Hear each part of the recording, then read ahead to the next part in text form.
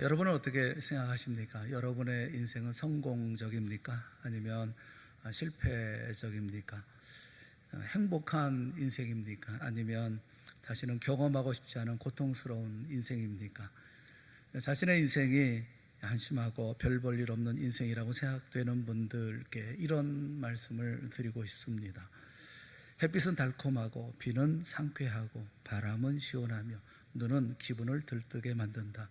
세상에 나쁜 날씨란 없다. 서로 다른 종류의 날씨만 있을 뿐이다. 영국의 사회 사상가인 존 러스킨이 했었던 말입니다.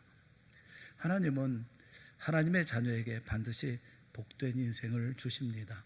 다른 종류의 날씨만 있는 것처럼 주님이 우리에게 주신 모든 것은 영광스러운 삶을 위한 귀하고 아름답고 좋은 다른 것만 있을 뿐인 것입니다.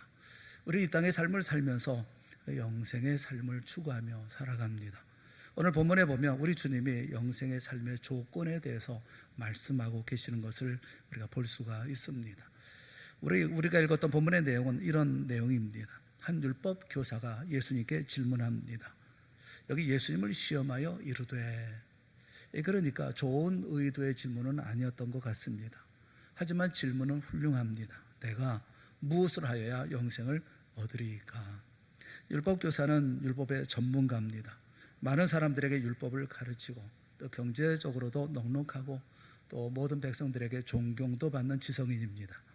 그런데 율법교사에게 나름의 고민도 있었던 것 같습니다. 그것은 영생에 대한 고민이었죠. 영생이란 종말론적으로는 하나님의 나라에 들어가는 것, 이것을 영생이라고 말할 수가 있을 것입니다. 그런데 종말론적으로도 말고 현재적 의미로도 영생의 의미가 있습니다. 하나님과의 바른 관계에서는 넘치는 기쁨, 행복을 말합니다. 히브리 사람들의 표현을 빌리면 샬롬의 실현, 이렇게 말할 수가 있을 것입니다. 그러니까 하나님 앞에서 하나님의 자녀로서 사랑받고 사람들과의 관계는 화목하고 물질에 있어서도 모자람이 없는 모든 종합적인 평강, 화평, 행복, 이것을 가리켜 샬롬이라고 말합니다. 그러니까 영원한 나라를 기다리면서 이 땅에서 샬롬의 삶을 사는 삶, 이것을 영생이라고 말할 수 있을 것입니다. 이 율법교사는 영생에 대해서 질문은 하고 있기는 하지만 영생에 대한 본질적인 의미는 몰랐던 것 같습니다. 그래서 예수님께서 가르쳐 주시는 것이죠. 율법교사가 예수님께 묻습니다. 선생님, 내가 무엇을 하여야 영생을 얻을 수가 있겠습니까? 그러자 예수님께서 이렇게 대답을 하시죠. 율법에 무엇이라 기록되었느냐, 그리고 그것을 내가 어떻게 읽느냐 라고 묻습니다. 율법교사가 대답합니다. 내 마음을 다하며 목숨을 다하며 힘을 다하며 뜻을 다하여 주 너의 하나님을 사랑하고 또한 내 이웃을 내 자신같이 사랑하라 하였나이다. 예수님께서 그 질문에 답을 다 할 때까지 기다리고 계시고 다 들으시고 난 후에 내 대답이 옳다, 그렇게 말씀하셔요. 내 대답이 옳다. 그러면서 이를 행하라, 그리하면 살리라 라고 말씀을 하십니다. 그러니까 예수님은 영생의 삶을 우리가 살려고 하면 우리가 실천해야 할 세 가지 사랑이 있다고 말씀을 하고 계시는 거죠. 첫째는 하나님을 사랑하라, 둘째는 이웃을 사랑하라, 그리고 셋째는 너 자신을 사랑해라. 하나님을 섬기는 하나님의 자녀가 하나님의 자녀로서 이 땅의 삶을 영생의 삶으로 살려고 하면 우리가 실천해야 할 세 가지 사랑이 있다라는 것입니다. 그것이 바로 주님께서 우리에게 교훈하고 계시는 말씀인 것이죠. 저는 우리 동산의 모든 성도들이 영생의 삶을 살기를 주님의 이름으로 축원합니다. 우리 모두가 이 땅의 삶을 살면서 피곤하고 지친 삶이 아니라 진정한 영생의 삶을 살아갈 수 있기를 바랍니다. 그러기 위해서 우리가 자신을 돌아봐야 할 세 가지 사랑, 검증하고 다시 생각해 봐야 할 세 가지 사랑이 있다는 것을 우리가 살펴보려고 하는 겁니다. 한 가지 한 가지 우리가 생각을 해보았으면 좋겠습니다. 첫째는 하나님을 사랑하라 라는 말씀입니다. 같은 내용의 말씀을 예수님께서 직접 말씀하신 적이 있죠. 여기는 율법교사가 말했지만 예수님께서 직접 하신 말씀이 있어요. 마태복음 22장을 보면 한 율법사가 예수님을 시험하면서 물었습니다. 선생님, 그 율법 중에서 어느 계명이 큽니까? 그때 예수님은 이렇게 대답했죠. 마태복음 22장 37절부터 40절에 있는 말씀이에요. 그 말씀을 보면 내 마음을 다하고 목숨을 다하고 뜻을 다하여 주 너의 하나님을 사랑하라 하셨으니 이것이 크고 첫째 되는 계명이요 둘째도 그와 같으니 내 이웃을 내 자신같이 사랑하라 하셨으니 이 두 계명이 온 율법과 선지자의 강령이니라 라고 말씀을 합니다. 이 하나님의 사랑에 대해서 원문에 보면 아가페세이스, 큐리온, 톤, 데오, 수, 그러니까 아가페세이스라는 말은 사랑, 아가파오, 사랑하라 라는 말이죠. 누구를 사랑하라는 말입니까? 큐리오, 톤, 데오, 수, 너의 하나님, 너의 주 하나님을 사랑하라. 어떻게 사랑하라는 겁니까? 그 다음에 계속해서 말씀합니다. 엔호레, 테, 카르디아, 수, 너의 마음, 너의 중심을 다해서 사랑하라. 카이, 그리고 엔호레, 테, 퓨시케, 투, 너의 영혼, 목숨 전부를 다해서 사랑하라. 카이, 그리고 엔호레, 테, 디아노이아, 수, 너의 모든 생각, 뜻, 의도를 다해서 사랑하라. 이 말씀 속에 예수님은 사랑의 방법보다도 제일 먼저 아가파오, 사랑하라 라는 말씀을 제일 먼저 사랑하라는 말씀을 강조하면서 말씀을 합니다. 사랑하라, 사랑으로 살아라 라고 말씀하죠. 그리고 그 다음에 어떻게 사랑해야 하는지에 대해서, 그 사랑이 어떤 사랑이어야 하는지에 대해서 계속해서 설명해 주고 계십니다. 이 카르디아라는 이 말은 마음, 감정, 속, 내부 중심, 이것을 다 가르쳐 말하는 거예요. 내 속, 이 카르디아, 거기에 호레라는 말은 전부, 온 전체, 그러니까 온전한 전부를 다해서 내가 가지고 있는 모든 속을 다해서, 마음을 다해서, 감정을 다해서, 나의 마음 중심을 다해서 사랑하라. 그리고 퓨시케로 사랑해라.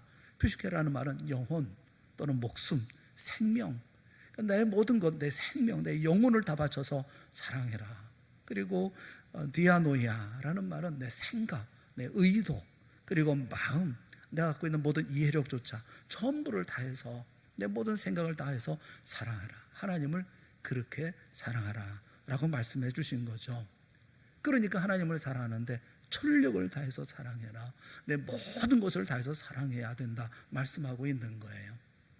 하나님을 사랑하되 말과 혀로만 사랑하지 말고 진지하고 성실하게 온 힘을 다해서 아주 강하게 사랑해야 하고 최고로 사랑해야 된다 말씀하는 것입니다. 우리가 영생의 삶을 살기를 원한다면, 영생의 삶의 기쁨을 누리기 원한다면 우리의 마음을 다해서 해야 할 일이 하나님을 사랑하는 일이라는 겁니다. 우리의 생명을 다해서 해야 할 일은 하나님을 사랑하는 일이라는 것입니다. 우리의 모든 생각을 쏟아서 해야 할 일은 하나님을 사랑하는 일이라는 것입니다. 하나님은 우리에게 이렇게 말씀하고 계시는 것이죠. 얘야, 너의 모든 것을 다 내게 줄 수는 없니? 우리는 하나님을 직선적으로 사랑하고 또 단순하게 사랑해야 되고 최선의 사랑으로 사랑해야 하고 세상 그 어느 것보다도 사랑해야 합니다. 이것은 하나님을 열망하는 것이고 온 열정을 다해서 사랑해야 하는 것이죠. 그때의 영생의 삶이 너에게 있다, 그렇게 말씀하고 있는 거예요. 여기 사랑이라는 아가파오라는 이 말에는, 이 사랑이라는 말에는 하나님을 향한 감사, 하나님의 말씀에 대한 절대적인 복종, 그리고 하나님을 향한 경의, 이 모든 것을 담고 있는 것이죠. 이 행위 이전에 마음 깊은 곳에서 우러나오는 그런 뜨거운 감정, 이것이 하나님을 향한 사랑이라는 거죠. 여러분, 이렇게 하나님에 대한 깊은 사랑이 표현되는 게 뭡니까? 예배입니다. 나의 전 인격을 쏟아부어서 예배하는 것, 그게 주님을 사랑하는 사랑의 표현이죠. 오늘 예배 현장을 보면 우리가 정말 하나님을 사랑하는 게 맞는가라는 의구심이 들어요. 영생의 삶, 샬롬의 삶을 얻기 원합니까? 그러면 하나님을 사랑하십시오. 전 인격을 다해서 하나님을 사랑하십시오. 온 마음을 다해서 하나님 앞에 예배하십시오. 여러분, 정말 내 자신이 하나님을 정말 사랑하는지, 진심으로 사랑하는지, 하나님을 향한 사랑으로 내 삶이 유지되고 있는 것인지, 진정 하나님을 향한 사랑으로 삶을 살고 있는지 스스로 한번 질문해 보세요.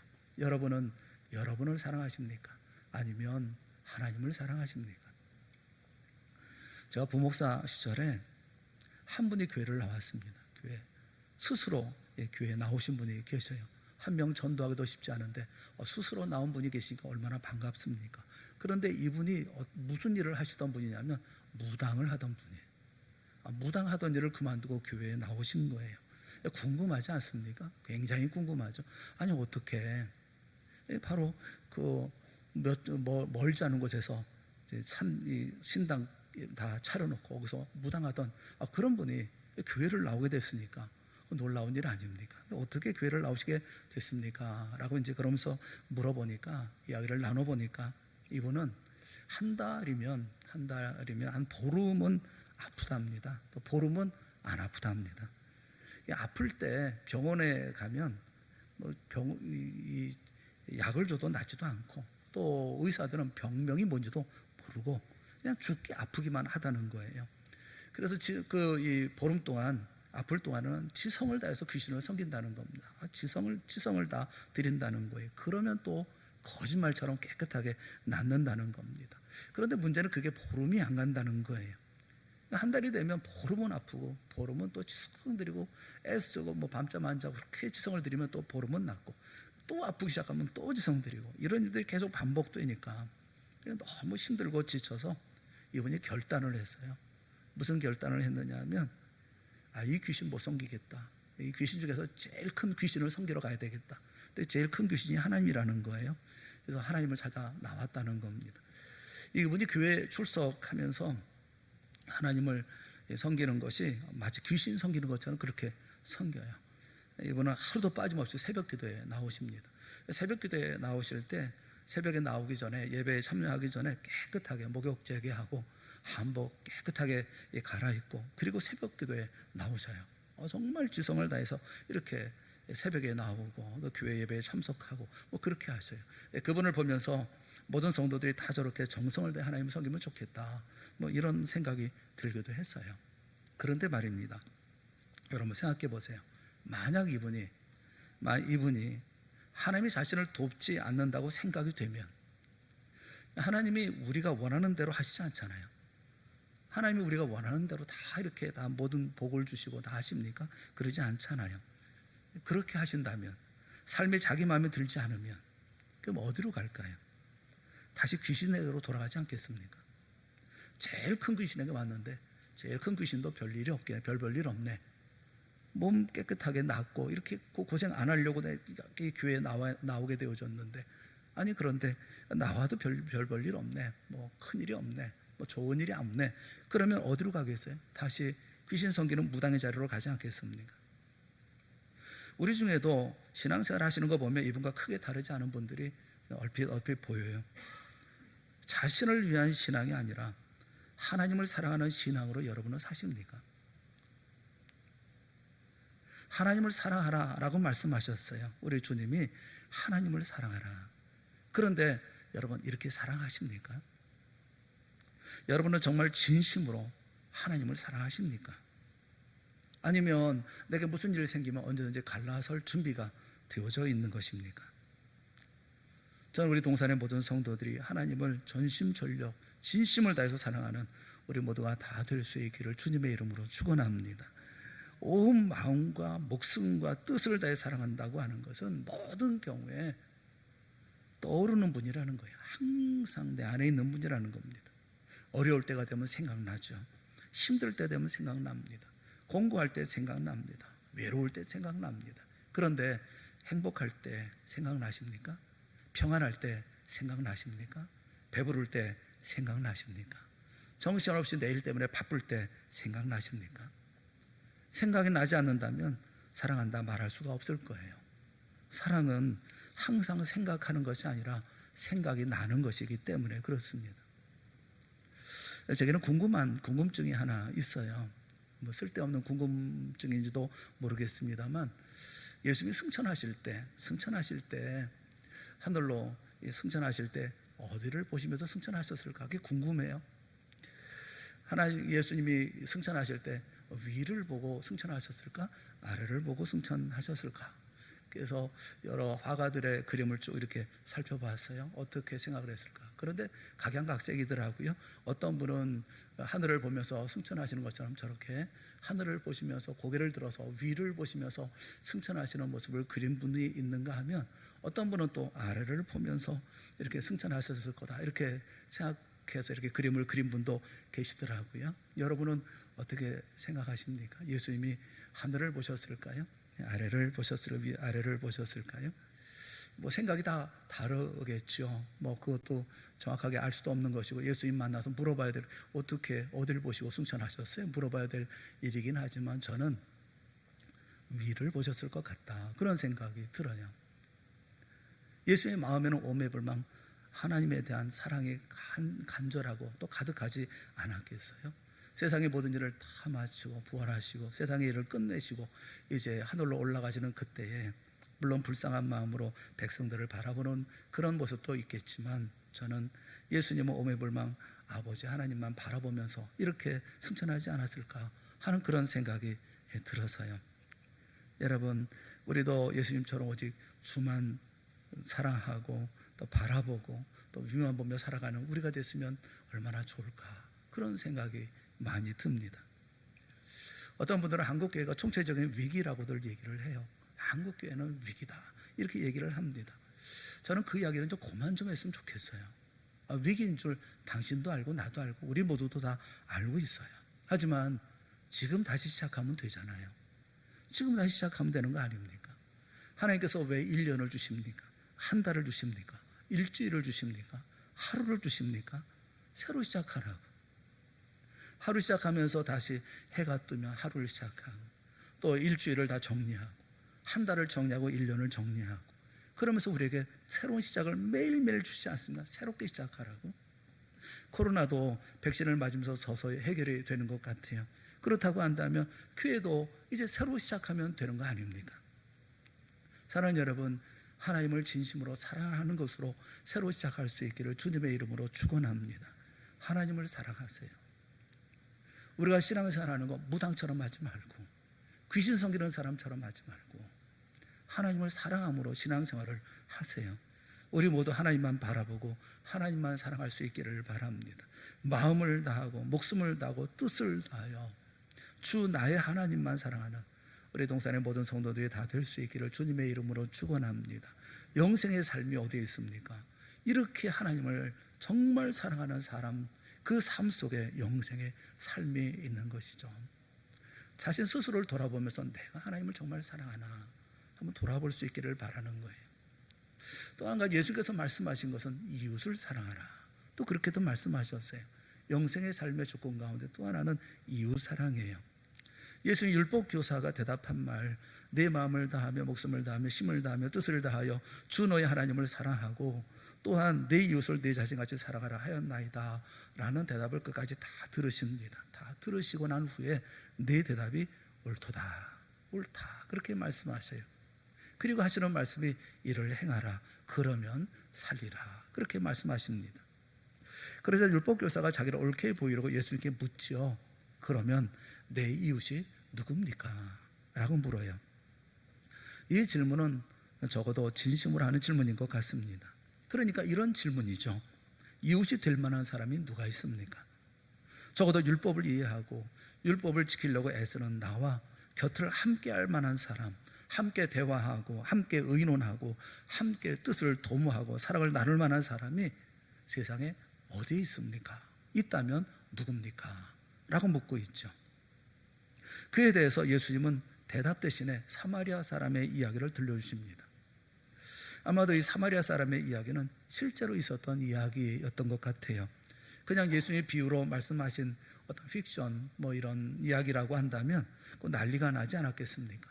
어째서 제사장과 레위 사람을 모독하고 천한 사마리아 사람을 두둔하느냐, 시끄럽지 않았겠습니까? 그런데 조용한 것 보면 아마도 얼마 전에 실제로 있었던 사건이었을 것이라는 생각이 들어요. 예루살렘에서 여리고로 가는 길은 험한 길입니다. 그런데 여기에 강도가 나타났다는 거죠. 어떤 사람을 강탈했습니다. 옷을 벗기고 몹시 때려서 거반 죽게 해놓고 달아났습니다. 때마침 지나가던 사람이 있었습니다. 다행스럽게 제사장이 지나가고 있었어요. 그런데 그를 보고 피하여 지나가고, 도망치도 못 본 척 지나갔다는 겁니다. 그리고 레위인도 또 지나가다가 그도 제사장처럼 그를 보고 피하여 지나갔다는 것입니다. 그런데 사마리아 사람이 지나가다가 이 사람을 보고 돌보아 주었다는 것입니다. 이 이야기를 하시고 예수님은 율법교사에게 물었습니다. 내 생각에는 이 세 사람 중에 누가 강도 만난 자의 이웃이 되겠느냐? 율법교사는 자비를 베푼 자니이다 라고 대답을 하자 예수님은 가서 너도 이와 같이 하라 라고 말씀하셨어요. 사랑하는 여러분, 강도 만난 사람, 누가 강도 만난 사람일까요? 저는 이 세상 모든 사람이 다 강도 만난 사람이 아닐까 하는 생각이 들어요. 강도들은 왜 옷까지 벗겼을까요? 빼앗긴 것도 억울한데 때리기까지 할 건 뭐가 있습니까? 매를 맞아도 거의 죽을 지경으로 그렇게 매를 맞았어요. 왜 그랬을까요? 제 생각에는 가진 것이 없었기 때문이 아니었을까 그런 생각이 들어요. 강도질 하려고 보니까 가진 것도 없고 빼앗을 것도 없으니까 분풀이로 옷도 벗기고 죽도록 때린 게 아닐까, 거의 죽게 되었다라는 거예요. 제사장과 레위인은 이 사람을 보고 피합니다. 이들 변명이 있었겠죠. 제사장은 예루살렘 성전에 올라가서 제사를 드려야 되는데 이 사람을 붙들고 어물어물 하다가 이 사람이 죽기라도 한다면 시체를 만진 것이 되어지는 거죠. 레위기 22장에 보면 시체를 만진 자는 물론 부정한 것을 만진 자는 예루살렘 성전에 들어가지 못합니다. 사실은 하나님께 제사를 드려야 하는 거룩한 몸이기 때문에 부정한 것 만져가지고 하나님의 일을 그르치면 안 되겠다. 그래서 하나님의 일을 위해서 피해서 갔다. 이런 이유로 설명하지 않겠어요? 레위인에게도 변명이 있겠죠. 레위인은 본래 직업이 없습니다. 농사도 짓지 않습니다. 오직 성전에서 청소하고 제사 드리는 일을 돕습니다. 날 때부터 성전에서 봉사하는 것이 본직이고 천직이고 사명이에요. 사람 구하고 도와주는 일, 그건 레위인이 할 일이 아닌 것이죠. 이건 우리 교회에 있는 복지위원회가 하는 일이지 자신의 일은 아닌 거죠. 제사장에게도 레위인에게도 이유도 있고 변명도 다 있을 것입니다. 그런데 지나가던 사마리아 사람은 강도 만난 사람을 보는 순간 불쌍한 마음이 들었다는 거예요. 그래서 기름과 포도주로 상처를 싸매주고 자기 짐승에 태워서 주막으로 데리고 가서 또 그 한밤 밤도 자지 않고 잠도 자지 않고 밤새도록 돌보아 주었다는 것입니다. 이튿날 길을 떠나면서 주막 주인에게 데나리온 2를 주면서 이 사람을 잘 돌봐 달라. 비용이 더 들면 내가 돌아올 때 더 드리겠다라고 주막 주인에게 부탁을 했다는 겁니다. 이야기를 다 마친 후에 예수님께서 물으시는 거죠. 내 생각에는 이 세 사람 중에 누가 강도 만난 자의 이웃이 되겠느냐? 율법교사는 대답하죠. 자비를 베푼 자입니다. 예수님께서 가서 너도 이와 같이 하라 라고 말씀하시는 거예요. 율법교사가 뭐라고 질문했습니까? 율법교사는 누가 내 이웃입니까? 라고 질문했죠. 누가 내 이웃인 것입니까? 내가 함께 사랑해야 할 이웃은 누굽니까? 그에 대해서 예수님께서 뭐라고 대답합니까? 내가 이웃이 되어 주어라 라고 대답하고 계시는 것이죠. 오늘도 많은 사람들이 자기 이웃이 될 만한 사람을 고릅니다. 수준에 맞는 사람, 형편이 비슷한 사람, 가지는 것이나 누리는 것이나 배운 것이나 대화가 될 만한 사람, 같이 있어도 창피하지 않을 사람, 이런 사람을 이웃으로 정합니다. 그런데 예수님은 내 수준에 맞는 사람을 고르지 말고 그 사람의 수준에 내가 맞춰주라 라고 말씀하고 계셔요. 그래서 내가 친구가 되어주고 이웃이 되어주고 자비를 베풀어주고 불쌍히 여겨주라 말씀하시는 거예요. 제사장과 레위 사람은 그 불쌍한 사람을 도와주다가 자신이 어떻게 될 것인가를 생각했습니다. 다시 말하면 자기 중심적으로 생각을 한 것이죠. 그러니까 도와줄 수가 없는 거예요. 내 입장을 생각하니까 도와줄 수가 없는 거예요. 그런데 사마리아 사람은 내가 이 사람을 도와주지 않으면 이 사람은 어떻게 될까를 생각을 하는 겁니다. 내가 도와주지 않으면 이 사람은 죽겠다 생각을 하는 거죠. 그래서 도와주는 거죠. 그가 어떻게 될까? 그의 형편을 생각하는 겁니다. 제사장과 레위 사람은 나를 생각하는데 사마리아 사람은 그 사람을 생각하는 거예요. 내가 이 사람을 지금 도와주지 않으면 이 사람은 죽게 될 것이라고 하는 것을 생각하는 것이죠. 정성을 다해서 돌봐준 거죠. 우리 모두가 잘 아는 유명한 일화가 있습니다. 인도의 성자 선다싱에 대한 일화죠. 어느 날 이분이 티베트 공원 산길을 올라가고 있었습니다. 마침 불교 승려 한 분이 그와 함께 길을 가게 되었어요. 눈보라가 치고 세찬 바람이 불고 찬 바람이 불어닥쳤습니다. 어둡기 전에 수도원을 찾지 못하면 폭설과 추위 속에서 죽게 될지도 몰라서 발길을 재촉하며 걸어갔습니다. 이들이 위험한 벼랑 옆을 지나가는데 그 밑에서 가는 신음소리가 들려왔습니다. 벼랑 밑에 실족해서 떨어진 사람이 심한 부상을 입고 움직이지 못하는 가운데 죽어가고 있었던 거죠. 불교 승려는 이렇게 얘기합니다. 우리가 믿는 신앙에 의하면 이 사람의 운명은 여기서 끝나는 겁니다. 나는 내 길을 가겠습니다. 그런데 기독교 선교사였던 썬다싱은 우리가 믿는 신앙은 마땅히 형제를 도와주는 겁니다. 그래서 불교 승려는 서둘러 길을 떠났고 썬다싱은 조심스럽게 벼랑을 내려가서 그 사람을 등에 업고 위험한 산길로 올라왔습니다. 그를 업고 가는 길은 쉽지가 않았습니다. 안간힘을 쓰고 걷는 썬다싱의 온몸에서는 땀이 흘러내렸죠. 드디어 멀리서 수도원의 불빛이 보이기 시작했습니다. 그때에 땅 위에 한 물체에 걸려 넘어질 뻔했어요. 발밑을 내려다본 썬다싱은 깜짝 놀랐습니다. 그것은 앞서 갔던 불교 승려였기 때문에 그렇습니다. 그는 추위에 얼어 죽었던 거죠. 그러나 썬다싱은 부상당한 형제를 등에 업고 산에 올랐기 때문에 많은 땀을 흘렸고 그것이 썬다싱을 추위로부터 구해 주었던 것입니다. 교만한 지성인은 묻습니다. 누가 내 이웃입니까? 누가 내 사랑을 받을 만한 수준에 있는 사람입니까? 그런데 그렇지 않습니다. 내가 자비를 베푸는 이웃이 되어야 합니다. 누가 영생할 것입니까? 자비를 베푼 자니이다. 누가 영생의 기쁨을 맛볼 것입니까? 자비를 베푼 자니이다. 주님의 말씀이에요. 나를 필요로 하는 자에게 나를 줄 알아야 합니다. 나를 주는 순간 이웃이 살고 그 이웃이 사는 동안 또 내가 사는 거예요. 예수님은 강도 사건을 두고 왜 사회가 이렇게 부패했느냐 묻지 않으셨습니다. 왜 세상에 이렇게 불안당 강도들이 이렇게 많으냐라고 말씀하지 않으셨어요. 이 나라의 치안은 왜 이 모양이냐 이렇게 말씀하지도 않았어요. 왜 그 사람은 위험한 길을 혼자 가고 난리야 그렇게 말씀하지도 않으셨어요. 예수님이 이렇게 말씀하셨어요. 가서 너도 이와 같이 하라. 내가 이웃이 되어 주어라 말씀하셨습니다. 왜 그렇습니까? 예수님이 그렇게 하셨기 때문에 그렇습니다.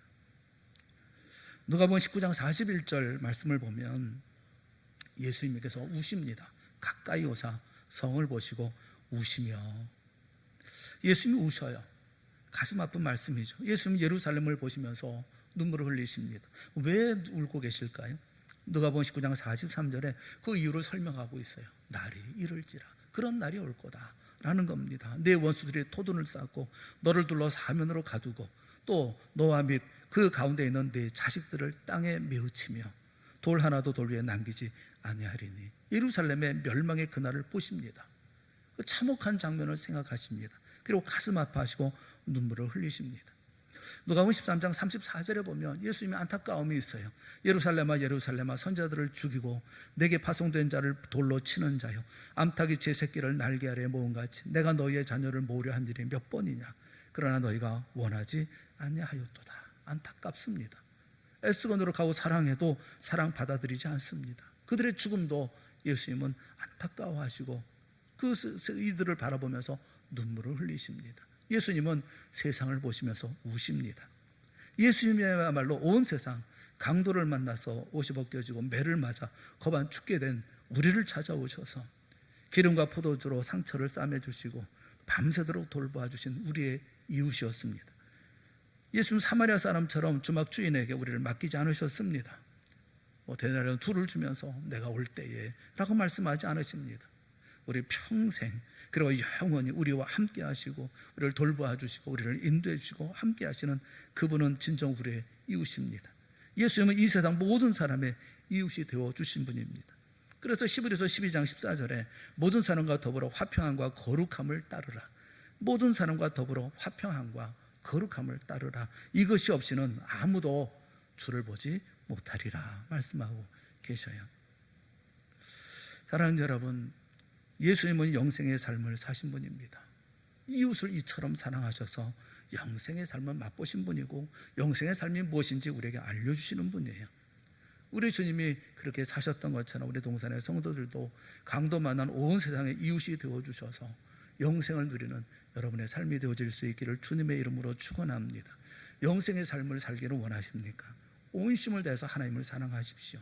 영생의 삶을 살기를 원하십니까? 불쌍히 여기는 마음으로 이웃을 사랑하십시오. 주님처럼 사랑하십시오. 그럴 때 영생의 기쁨을 맛볼 수 있게 되어지는 겁니다. 여기 마지막으로 한 가지 더 생각할 것이 있어요. 그것이 뭐냐면 나를 사랑하라 라는 거예요. 엘리자베스 퀴블러 로스와 그리고 데이비드 캐슬러라는 분이 공저한 함께 쓴 인생 수업이라는 책이 있어요. 인생 수업이라는 책에 이분은 43살의 여의사가 자신이 불행하다며 불만을 토로하더라라는 이야기를 합니다. 이분은 성공한 의사입니다. 그리고 유명한 의과 대학의 교수입니다. 그런데 이분이 얘기하면서 자신의 직업이 마음에 들지 않는다. 또 삶은 늘 좀 부족하다. 뭔가 좀 부족하다. 또 자기 자신에 대해서 만족이 없다. 뭐 주름 피는 수술도 해보고 싶고 턱도 좀 보강해 주고 싶고 콜라겐도 맞고 싶다. 뭐 이렇게 얘기를 하더라라는 겁니다.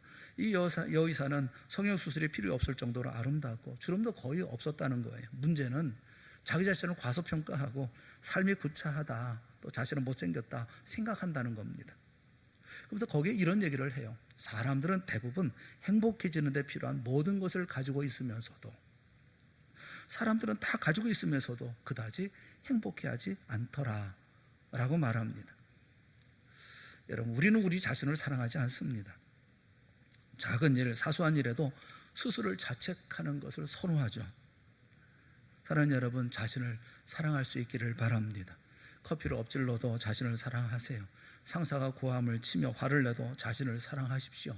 감기에 걸렸어도 자신을 사랑하고, 카드 청구서가 날라와도 자신을 사랑하십시오. 은행 잔고가 비었을 때도 자신을 사랑하시고, 또 지갑을 잃어버린다 할지라도 자신을 사랑하십시오. 무슨 일이 일어나도 자신을 사랑하십시오. 제가 전도사 시절에 있었던 일인데, 한 장로님이 자기 이야기를 하셔요. 아침에 차를 타고 아침에 출근을 하고 있는데, 차를 타고 가는데 차가 잘 나가지 않더라는 겁니다. 평소 같지 않게 차가 나가지 않고 앞으로 잘 나가지도 않고, 심지어 차 안에서 타는 냄새까지 나더라는 거예요. 왜 그런가?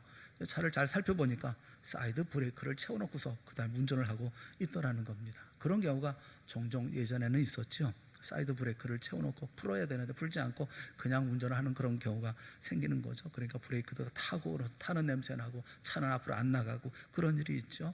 그런 얘기를 들으면서 저는 그런 생각했어요. 우리 인생도 그럴 수 있겠다는 생각이 들어요. 사이드 브레이크 채워놓고서 차를 운전하면 차가 나갑니까? 답답하기만 하잖아요. 나 자신을 사랑하기로 결심하세요. 자신을 사랑하는 출발점은 자신을 인정하는 겁니다. 자신을 인정하면서 잠이 들고, 자신을 인정하면서 아침에도 일어나세요. 매사에 자신을 인정하세요. 그리고 주변에 있는 모든 사람은 이렇게 인정을 하고 사랑하세요. 여러분, 모든 사랑은 자기 내면에서, 나의 내면에서 나오는 겁니다. 그런데 자신을 사랑하지 않는 사람에게 어떻게 이웃 사랑을 기대할 수가 있겠습니까? 자신도 사랑할 줄 모르는 사람이 하나님을 어떻게 또 사랑할 수가 있겠어요? 더더군다나 하나님의 자녀된 우리들은 더 그래야 되는 거 아닙니까? 왜 그래야 합니까? 무엇보다 하나님이 나를 사랑하시기 때문에 그렇죠.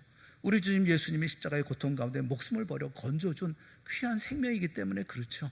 지금도 성령 하나님이 내 안에 계셔서 언제나 나와 함께 하실 것이기 때문에 그렇죠.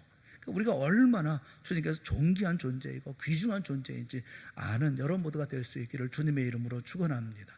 이사야서 43장 1절부터 3절에 주님께서 우리에게 주시는 말씀이 있어요. 우리 한번 다 같이 읽어보겠습니다. 시작. 야곱아, 너를 창조하신 여호와께서 지금 말씀하시느니라. 이스라엘아, 너를 지으신 이가 말씀하시느니라. 너는 두려워하지 말라. 내가 너를 구속하였고 내가 너를 지명하여 불렀나니 너는 내 것이라. 내가 물 가운데로 지날 때에 내가 너와 함께 할 것이라.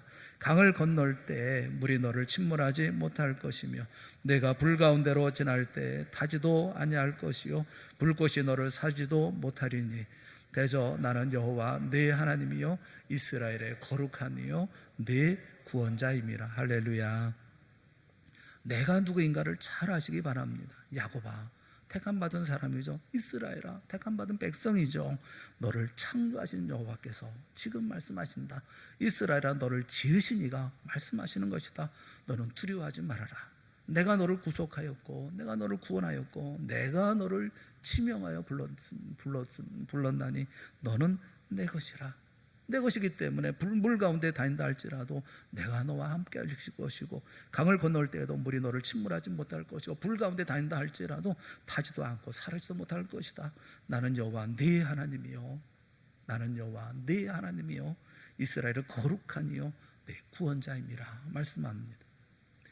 가끔 TV 예능 프로에 패널들이 나와서 서로 얘기하다 보면 누구를 아느냐, 뭐 지금도 전화 통화 가능하냐, 뭐 이런 거 가지고 설랑설레 얘기하고 뭐 부러워하고 하지 않습니까? 핸드폰에 유명인의 번호가 저장되어 있으면 그것 때문에 으쓱하고 그분하고 통화가 된단 말이야. 뭐 이렇게 얘기하지 않습니까? 여러분, 우리는 누구를 압니까? 아니, 누가 우리를 압니까? 하나님이 우리를 아십니다. 우리 주님 예수님이 나를 알고 있지 않습니까? 우리가 누구랑 대화를 합니까? 우리 주님과 대화를 합니다. 우리는 주님의 인도하심을 받고 삶을 살아갑니다. 이사야서 41장 10절 말씀에 보면 두려워하지 말라, 내가 너와 함께함이라. 놀라지 말라, 나는 네 하나님이 됨이라. 내가 너를 굳세게 하리라. 참으로 너를 도와주리라. 참으로 나의 의로운 오른손으로 너를 붙들리라. 그래서 이사야서 40장 31절 말씀에 보면 오직 여호와를 앙망하는 자는 새 힘을 얻으리니 독수리가 날개심이 올라간 같을 것이요 다른 박질하여도 곤비하지 아니하겠고 걸어가도 피곤하지 아니하리로다. 우리는 우리 자신을 존귀하게 여길 줄 알아야 돼요. 우리를 존중할 줄 알아야 돼요. 자기 자신을 사랑할 줄 알아야 됩니다. 그 말들 가운데 그런 말이 있어요. 아기가 태어날 때마다 하나님은 세상을 존속시키기로 결정하신 것이다 라는 말이 있어요. 아이가 태어날 때마다 그 아기를 보면서 하나님은 세상을 존속시키기로 결정하신 것이다, 하루가 주어진 것이다, 그런 말이 있어요. 마찬가지로 우리가 눈을 뜨는 매일 아침도 그렇습니다. 우리가 살아갈 수 있는 또 하루를 우리에게 선물하신 것이죠. 오늘을 우리에게 주신 거예요. 그 하루를 영생의 삶을 살면서 살아야지. 주님께서 우리 주신 복된 삶을 살아야지. 기쁘고 감사하고 찬양하며 삶을 살아야지. 원망하고 불평하고 지치고 힘든 삶을 살면서 그렇게 살아서야 되겠어요? 말씀드렸던 인생 수업이라는 책은 죽음을 앞둔 101명을 만나서 서로 인터뷰하고 들은 이야기를 정리한 책이에요. 101명의 죽음을 앞둔 사람들, 곧 돌아가실 분들을 만나서 그 인생 얘기를 다 얘기를 하고 그 다음에 두 사람이 이 책을 쓴 게 인생 수업이라는 책입니다. 근데 그 책의 마지막 부분에 이렇게 결론 지어서 얘기를 해요. 삶의 마지막 순간에 바다와 하늘과 별 또는 사랑하는 사람들을 마지막으로 한 번만 더 볼 수 있게 해달라고 간청하지 말고 지금 그들을 보러 가십시오. 마지막 순간이 되어지면 바다도 하늘도 별도 한 번만 더 봤으면, 보고 싶은 사람 한 번만 더 봤으면 라고 말하지 말고 지금 그거를 보세요. 지금 그들을 만나세요. 그렇게 결론적으로 얘기하더라고요. 사랑하는 여러분, 지금 하나님의 자녀인 우리에게 주신 영생의 삶을 지금 감구하십시오. 그리고 지금 영생의 삶을 사십시오. 어떤 분은 세상을 가리켜 고해다, 고통이다, 뭐 험한 인생이다, 험악한 인생이다, 뭐 이렇게 얘기합니다만 꼭 그렇지만은 않습니다. 예수님은 이 땅에 계실 때 고통하고 괴로워하며 막 사셨습니까? 힘들어하고 지친 삶을 사셨습니까? 예수님이야말로 영생의 삶을 누리신 분이 아니십니까? 그 영생의 삶을 닮아 사십시오. 평강의 삶, 행복의 삶을 사십시오. 영생의 삶은 진심으로 하나님을 사랑할 때 주어집니다. 영생의 삶은 자비를 베푸며 이웃을 사랑할 때 주어집니다. 영생의 삶은 나 자신을 사랑하며 살 때 주어집니다. 우리 주님 예수님이 그렇게 사셨던 것처럼 우리 동산의 모든 성도들이 주님 닮은 영생의 기쁨과 감사와 행복의 삶을 사랑함으로 누릴 수 있기를 주님의 이름으로 축원합니다. 우리는 하나님께서 주신 복된 삶을 반드시 살아야 합니다. 오늘이라는 시간에 우리가 기뻐하고 감사하고 주님과 함께하는 영생의 삶을, 하나님을 사랑할 때, 진심을 다해 사랑할 때, 그리고 이웃들을 사랑할 때, 나를 사랑할 때 영생의 삶에 주어짐을 우리에게 말씀하고 계시잖아요. 그런 삶을 누리는 우리 동산교회 모든 성도들이 되어질 수 있기를 바랍니다. 힘들고 어려운 세상이라고만 얘기하지 마시고 그 가운데 우리에게 주신 모든 은혜를 누리고 감사하며 기뻐하며 그리고 주님과 동행하며 주 하나님을 사랑하고 이웃을 사랑하고 나를 사랑하고 주의 역사를 이루어 나가는 귀한 믿음의 역사가 우리 동산교회 가운데 이루어질 수 있기를 주님의 이름으로 축원합니다. 함께 기도하겠습니다. 사랑의 하나님 아버지, 우리에게 은혜를 베풀어 주신 것을 감사합니다. 우리를 하나님의 자녀 되게 하시고 영생의 기쁨을 알게 하셨으니 감사합니다. 주님 닮은 삶을 살아갈 수 있도록 가르쳐 주시니 그 은혜 또한 감사합니다. 우리 모든 성도들이 하나님만 진심으로 사랑할 수 있게 하여 주시옵시고 내게 주신 모든 이웃들을 또한 이웃되어져 살아가게 하여 주시옵시며 나도 진심을 다해서 사랑하여 하나님의 나라 이루어 나가는 저희 모두가 되어질 수 있도록 은혜 베풀어 주시옵소서. 동산교회에 속해 있는 모든 성도들에게 영생의 삶을 허락하여 주셨으니 누리며 살아갈 수 있도록 또한 그 길 또한 인도하여 주시옵소서. 예수님의 이름으로 간절히 기도드리옵나이다. 아멘. 우리 다 같이 자리에서 일어나셔서 218